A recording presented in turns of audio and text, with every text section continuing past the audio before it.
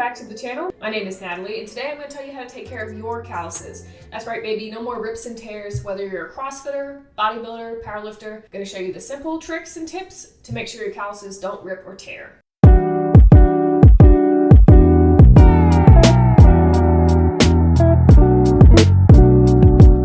When you're going to the gym consistently, training under hard loads with a barbell, your hands are naturally going to build up calluses and are going to get to the point where they want to rip or tear. If you know me, I've been prone to tear my hands once or twice.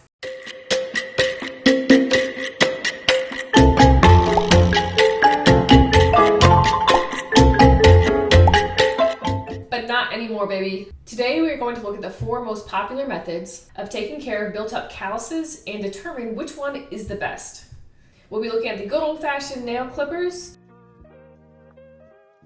Just clip your calluses right off, folks. It's as easy as that.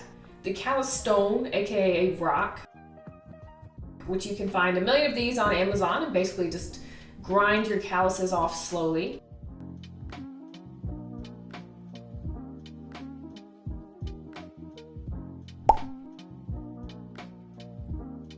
Callus file / shaver.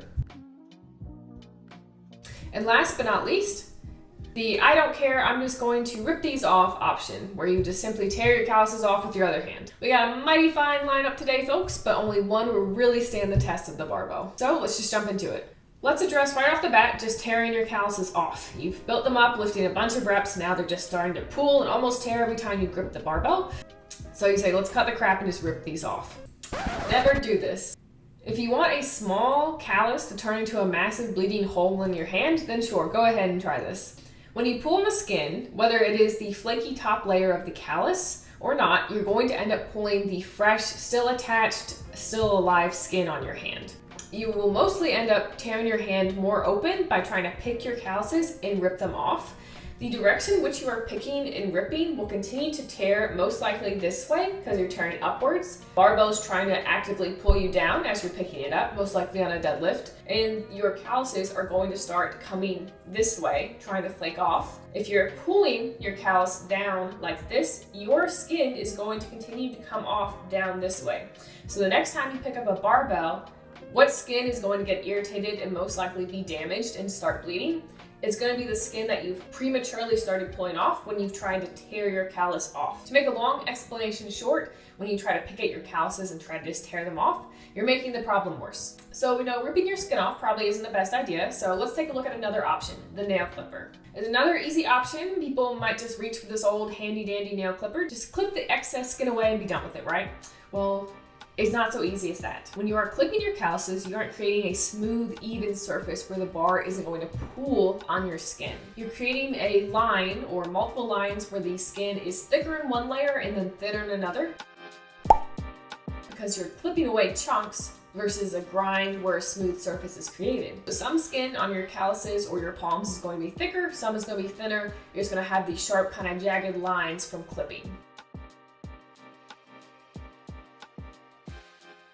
So when you have an uneven surface, the barbell is going to latch onto wherever that gap is, that discrepancy where one skin layer is taller than the other. It's going to pull on that, so you're almost going to end up creating a surface where the barbell is wanting to kind of catch in your hand and pull on that skin. So again, that's not ideal. We don't want to continue having the barbell pull on our skin and causing a rip or a tear.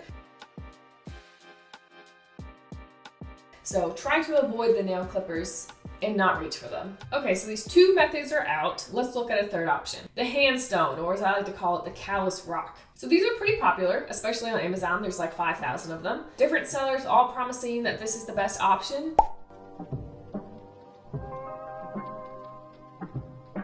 Now, it does kind of do one thing well, which is creating a smooth surface, because its whole gimmick is that it's going to slowly grind away your calluses. So it's not like the tearing or the clipping where it's creating discrepancies in your skin layer. It does work to an extent, but it takes a very, very long time, especially if you are a lifter who has built up their calluses, has not really done weekly maintenance or anything, is just trying to get some callus down. This is going to take you years to finally grind down your hand. It takes a long time.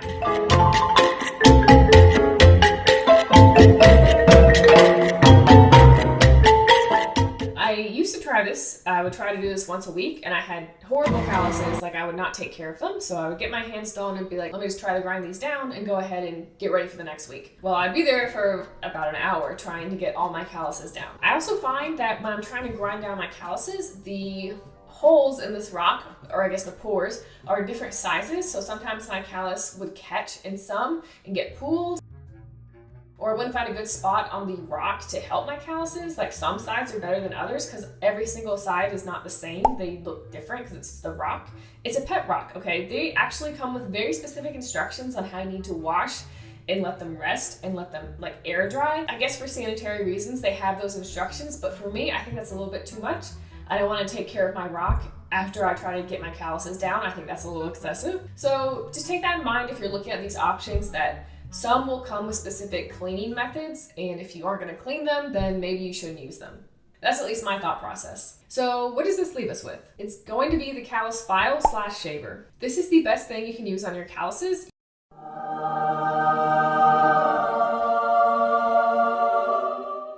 You can buy one of these bad boys pretty much from anywhere in any size that you would like. I recommend buying the smaller ones designed for hands, though in no way do you have to buy these. You could get the massive foot size one, which I personally got just because it was on sale on Amazon.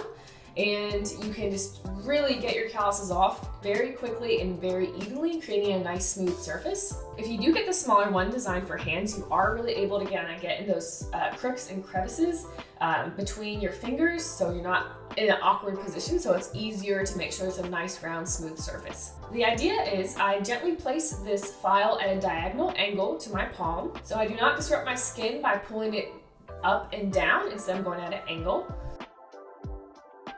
I gently shave the calluses from top to bottom to the desired amount.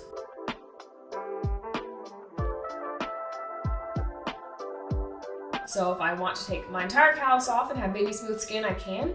If I want to leave some buildup because I know I'm going to go into the gym tomorrow and grip the barbell, then I can go ahead and do that too. I have complete control over how much callus I want to remove and the smooth surface I want to create.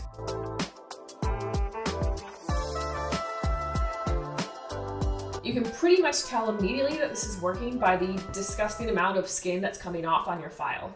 The cleanup process is also not hard on this. Your shaver might come with a recommendation, whether it's using soap or water to just rinse it off, whatever the case may be. However, I don't want my metal to deteriorate or get damaged somehow by water, so I know I'm the only one using it, so I just simply tap off the excess skin and then wipe it down with a dry cloth.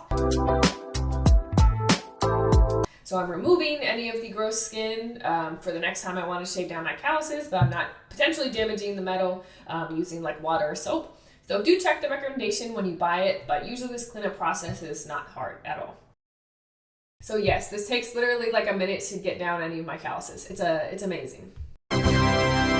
But we're not done yet, folks, okay? We found the best way to file down your calluses. What could be next? We're probably at like an A mark right now if we're in school. We're getting a solid A, a 95, but if we want a full 100, we need to do one extra step, and that's going to be moisturizing your skin on a regular basis.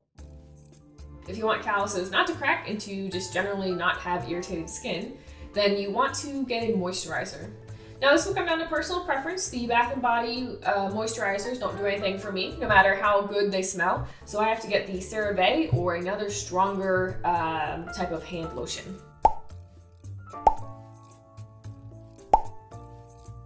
So today I'm just using CeraVe, something a little bit more heavy duty and something that lasts. I try to apply my moisturizer either after the gym or at night so I can have it on all night for like 7 or 8 hours without worrying about washing my hands and taking it off. So there you have it, folks, 4 different ways to kind of take care of your calluses. However, one is obviously the better option out of all 4. Keep your calluses from ripping, use the file, use your moisturizer, and you should be all set. Don't forget to like and subscribe and comment down below if any of these methods worked for you. I enjoy making this kind of content, so if you like it, give it a thumbs up, and I'll see you guys later. Bye!